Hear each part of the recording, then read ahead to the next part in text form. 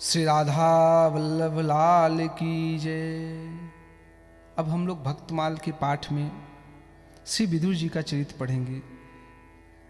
महात्मा मांडव्य के सांप से साक्षात धर्मराज ही विदुर जी के रूप में उत्पन्न हुए। कथा इस प्रकार है। एक बार चोर धन चुराकर मांडव्य ऋषि के आश्रम में रख कर छिप गए। राजा कर्मचारी चोरों के सहित मुनि को भी ले गए और राजा ने कहा, सभी चोरों को सूली पर चढ़ा दो। सूली पर चढ़ते ही सभी चोर तो मर गए, लेकिन सूली की किंचित अनी लगने के बाद भी मुनि ज्यों के त्यों बैठे तप कर रहे थे। समाचार सुनकर राजा दौड़ कर आए और चरणों में पड़कर अपराध के लिए क्षमा मांगी। राजा को क्षमा करके मुनि से धर्मराज जी के पास पहुँचे। मांडव्य जी बोले, धर्मराज, मुझे किस अपराध से सूली पर चढ़ना पड़ा? शीघ्र इसका रहस्य बताओ। धर्मराज ने कहा कि बचपन में एक पतिंगे के पूछ भाग में सीख घुसेड़ दिया था, उसी का यह फल है। ऋषि ने कहा, बाल्यावस्था अज्ञान की अवस्था है, अतः महापुरुष उस अपराध पर ध्यान नहीं देते। तुमने थोड़े अपराध में बड़ा दंड दिया, अतः मैं तुम्हें श्राप देता हूँ। धर्मराज जी ने कहा, मुझे दासी पुत्र राजा और स्वपक्ष बनने का श्राप मत दीजिए। क्रोधवश में ऋषि ने कहा, तुम तीनों एक साथ हो जाओ। इसी कारण वे दासी पुत्र विदुर, राजा युधिष्ठिर और स्वपक्ष भक्त वाल्मीकि हुए। श्री विदुर जी धर्मराज के अवतार हैं। कौरव पक्ष के मंत्री होकर भी वे सदैव धर्म के पक्ष लेते थे। धर्म के कारण ही हमेशा पांडवों की विपत्ति में सहायता की। विदुर नीति प्रसिद्ध हैं। जिस सभा में बड़े बूढ़े नहीं वह सभा नहीं, जो धर्म की बात न कहे वे बूढ़े नहीं, और जिसमें सत्य नहीं वह धर्म नहीं, और जो कपट से पूर्ण हो वह सत्य नहीं। आत्म कल्याण को अपना जीवन का परम लक्ष्य मानते थे। कुल के हित के लिए एक व्यक्ति को त्याग दे, गांव के हित के लिए एक कुल को छोड़ दे, देश के हित के लिए एक गांव का परित्याग कर दे, और आत्म कल्याण के लिए सारा भूमंडल का त्याग दे। श्री भक्तमाल के टीकाकार श्री प्रियादास जी श्री विदुर जी एवं विदुरानी के श्री कृष्ण प्रेम का एक मधुर प्रसंग वर्णन करते हैं। नात ही विदुर नारी अंगन पखार करी, आए गए द्वार कृष्ण बोल के सुनायो है। सुनत ही स्वर सुधि डारी ले निदरी, मानो राख्यो मद भरी दौरी आन के चितायो है।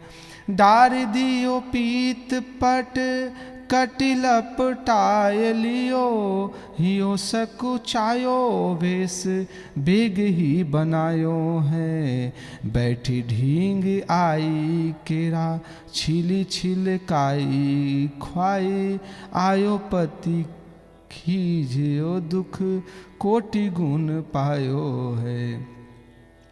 जिस समय विदुर की स्त्री हाथ पैर धोने के बाद मात्र एक ही वस्त्र होने के कारण नग्न स्नान कर रही थी, उसी समय श्री कृष्ण आए और उनके द्वार पर से ही पुकारा। भगवान की मधुर स्वर सुनते ही मानो मतवाली हो गई, इसलिए उन्होंने शरीर की स्मृति का निरादर करके उसे फेंक दिया और उन्हें शरीर का होश भी नहीं रहा। वो दौड़ कर आई, किवाड़ खोलकर उन्होंने कृष्ण के दर्शन किए। भगवान ने उन्हें प्रेम विह्वल देखकर अपना पीताम्बर उनके ऊपर डाल दिया। तब विदुरानी को कुछ होश आया, उन्होंने पीताम्बर को कमर में लपेट लिया और उनके मन में बड़ा संकोच हुआ। शीघ्र ही उन्होंने भीतर जाकर वस्त्र धारण कर लिए, फिर आकर भगवान के निकट बैठ गई। भगवान ने कहा, काकी मुझे तो भूख लगी है। तब वे केला ले आई। पुनः प्रेम विवश विशुद्ध होकर केला छील छील कर छिलका खिलाने लगी और भगवान बड़े चाव से छिलके खा रहे थे।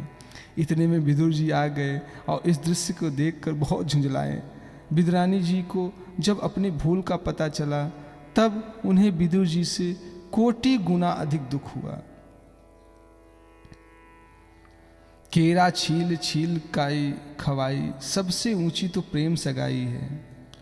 दुर्योधन की मेवा त्यागी, साग विदुर घर खाई।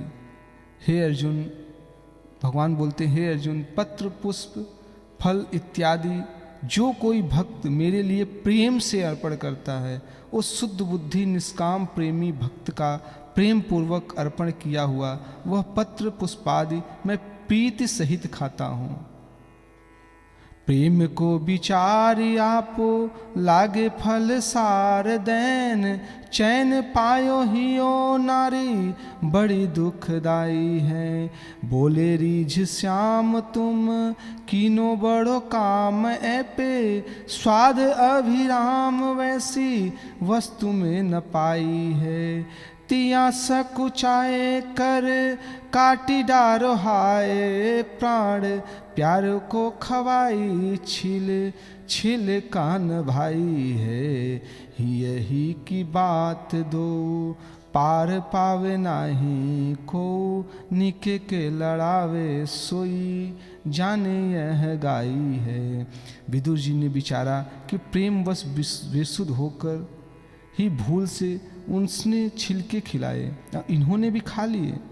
अब आप अपने हाथ से केला छील छील कर गुदा खिलाने लगे। मन में कुछ सुख और शांति छाई। भगवान से बोले, प्रभु यह स्त्री बड़ा दुख देने वाली है, जिसने आपको छिलके खिला दिए। भगवान प्रसन्न होकर बोले, काका जी, आपने यह बड़ा भारी काम किया कि मुझे फलसार खिलाया, पर जैसा सुंदर स्वाद उस वस्तु में था वैसा इसमें नहीं है। वैसी वस्तु तो मैंने कभी नहीं पाई। विदुरानी जी संकुचित होकर कह रही थी, हाय मैं क्या करूं, इन हाथों को काट डालूं जिनसे अपने प्राण प्यारे लाल को मैंने छिलके खिलाए। छिलके प्रभु को कैसे लगे होंगे, यह बात मुझे अच्छी नहीं लगी। प्रियादास जी कहते हैं, विदुरानी जी के छिलके खिलाना और विदुर जी का केला का गिरी खिलाना, ये दोनों बातें प्रेम की ही है, उसका कोई पार नहीं पा सकता। जो कोई श्याम सुंदर से भली भांति प्रेम करे वही रहस्य जान सकता है। यह बात प्रेम की पोथियों में गाई गई है, मैंने तो यहाँ केवल चरित्र का गान किया है। भला मैं प्रेम को क्या जानूं। श्री राधा वल्लभ लाल की जय, श्री भक्तमाल पाठ की जय, श्री महाप्रभु श्री हरिवंश चंद्र जी महाराज की जय।